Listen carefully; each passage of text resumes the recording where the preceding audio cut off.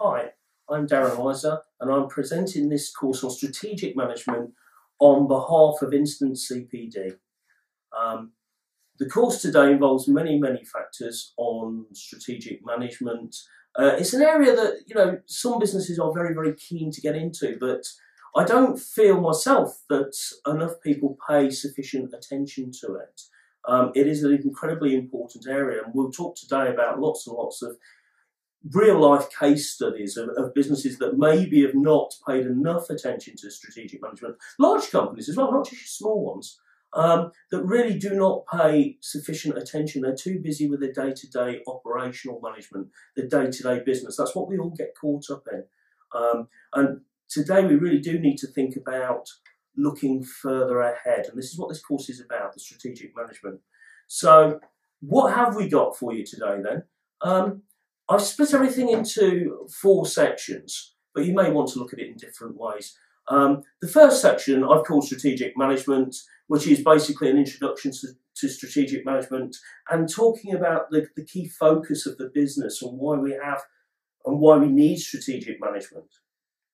I'm then going to go on and look at some tools, some basic methods for actually using during strategic management reviews and actually looking at how your business is performing and how you want it to perform.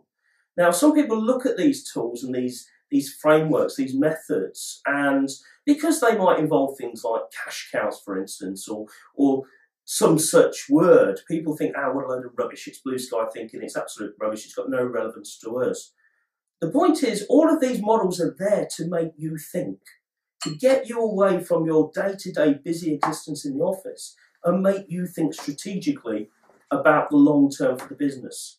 They are in effect like a checklist. They're a way of making you think about all the important things and not missing something.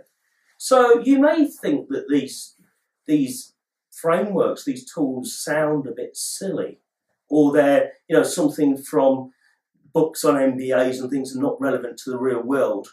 But they are, and we're going to talk about some real-life examples. And not only will we talk about the models, we'll talk about how you can apply them. But hopefully, you can sort of apply them to your clients and think about your business and the kind of issues that we're talking about here, and think strategically. The third section I've called marketing strategy. Of course, marketing fits in with all the other areas as well. I've put it in a separate section, but there is some crossover between all these particular sections as well, because a strategy has to look at lots and lots of different things. And then finally, monitoring. If we've decided we want to do something, if we want to put plans in action, there's no point just saying, yes, we're going to do that, and then leave it. We need to monitor it in some way. We need to make sure we're actually achieving what we said we're going to achieve, and how can we improve on things. So the final section is on monitoring and actually how we actually look at these things and how often we monitor, what ways are there for monitoring to check that we are actually on course for what we are planning to do. So it's quite a busy course. There's quite a lot in there, and I'm hoping there's something in there for everybody. But what I'm more than that is I'm hoping that it gets you away, gets you thinking. Now, that is the important thing. I need to get you away from your day-to-day busy businesses that you're all involved with, your day-to-day existence, and get you thinking strategically, either for your own business, or if you're a firm of accountants advising others, then obviously thinking about your clients as well. So without further ado, let's get on to section 1 on the strategic management.